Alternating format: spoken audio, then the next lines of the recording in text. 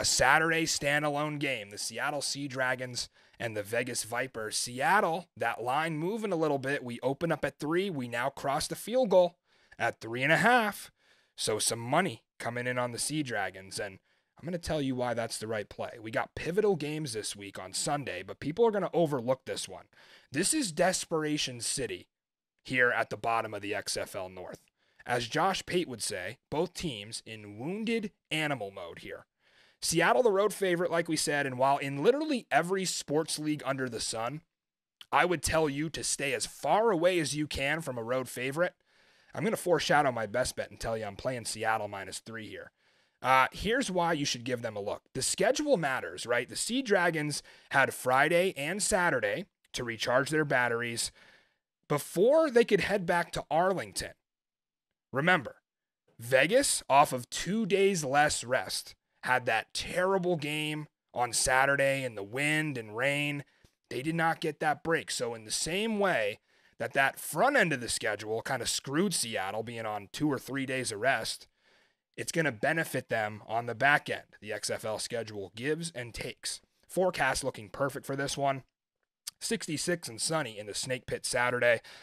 And Dylan Mooney, that social media director out there in Vegas, he's pushing it, trying to get people in Cashman Field. I think the Snake Pit will be on fire Saturday.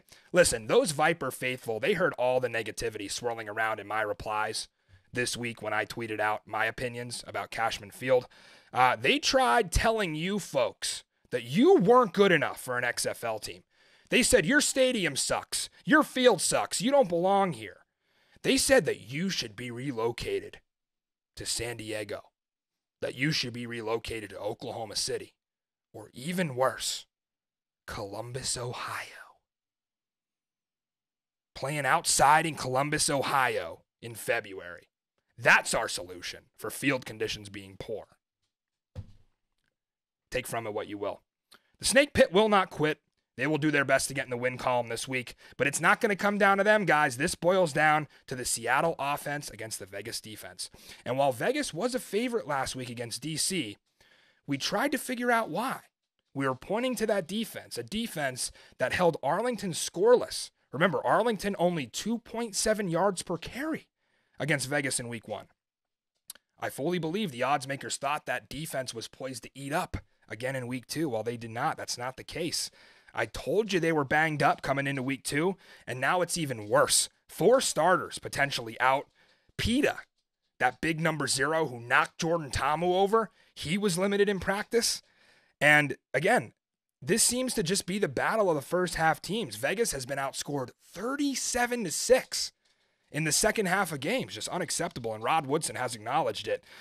We know, and Zook knows, the debacles that Seattle's been through late in games. They always seem to start strong. But again, the edge on this side of the ball lying with June Jones and that Seattle offense in the run and shoot scheme. Seattle leading the league in pass yards. It's very important. They have the longest completion this season, which was a 54-yard bomb from Ben DiNucci to Jacquor Pearson. And they are tied for the least sacks allowed. So that O-line outperforming expectations, at least of what I thought they would do. I thought that they were a little makeshift, but they're one of the best units in the league. Mike Minette, shout out the former Nittany Lion protecting his quarterback.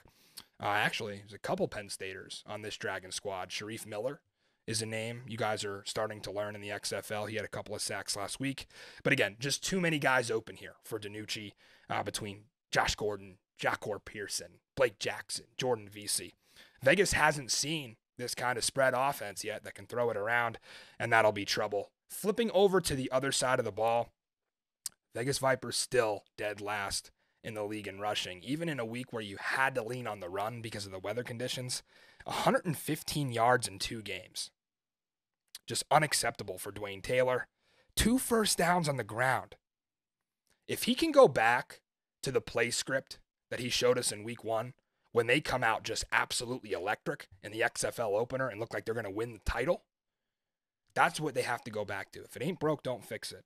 Maybe Vegas hangs around for a half here, as they've done twice now. But Zook, Seattle is the pick here. And frankly, I think this number is a little too small. I think I'm going to play it at 3. I got it at 3.